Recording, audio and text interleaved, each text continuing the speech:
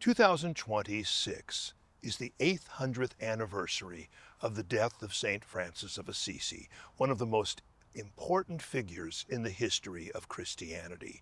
Francis reformed and inspired the medieval church through his gentle example of sanctity, poverty, and compassion. He reminded all Christians that their faith is based on the imitation of Christ. It would be impossible for me to do justice to the legacy of St. Francis, and so I'm only going to do three small things. I want to read a poem that he wrote, and I want to make two observations about it. First, the poem. Like most medieval poems, this one doesn't actually have a title. It is often known as the Canticle of the Sun, the Canticle of Creation. I use one of the traditional titles, the Canticle of All Creatures. It is an odd poem by medieval standards. It doesn't rhyme. It isn't even metrical. It is written in a kind of improvised free verse, which I suspect that St. Francis got by looking at the Psalms and the Old Testament. But it's unlike any later Italian poem until the 20th century. And that's one of the reasons I think it still feels rather immediate and fresh to us. The second thing I want to point out is that this poem is the beginning of modern Italian poetry.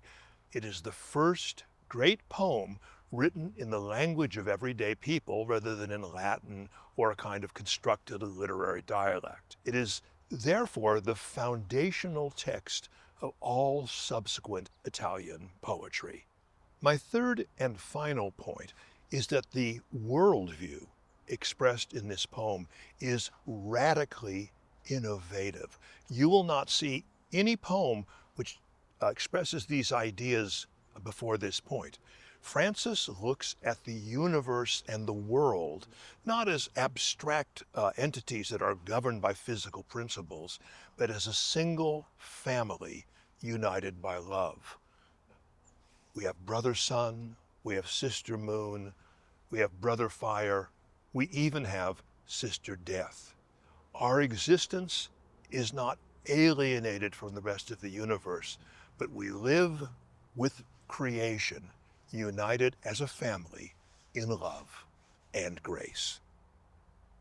Here is the Canticle of All Creatures. Most high, all-powerful, and most good Lord, yours are the praises, glory, honor, blessings. Only to you, Altissimo, do they belong, and none are worthy to pronounce your name. Praise to you, my Lord, for all creation, most specially our noble brother sun. Bringing the day by which you grant us light, he shines so fair and radiant in his splendor, we recognize in him, Most High, your likeness. Praise to you, my Lord, for sister moon, and all the stars you set among the heavens, which are so precious, bright, and beautiful. Praise to you, my Lord, for brother wind, and for the air both stormy and serene. In every clime you give your creatures sustenance. Praise to you, my Lord, for sister water, who is so helpful, humble, prized, and pure. Praise to you, my Lord, for brother fire, illuminating night for us. He is robust and cheerful, beautiful and strong. Praise to you, my Lord, for Mother Earth, who feeds and governs us. From her we gain all luscious fruits, all colored herbs and flowers. Praise to you, my Lord, for those who pardon, who prompted by your love bear sickness and disaster. Blessed are they who suffer these in peace.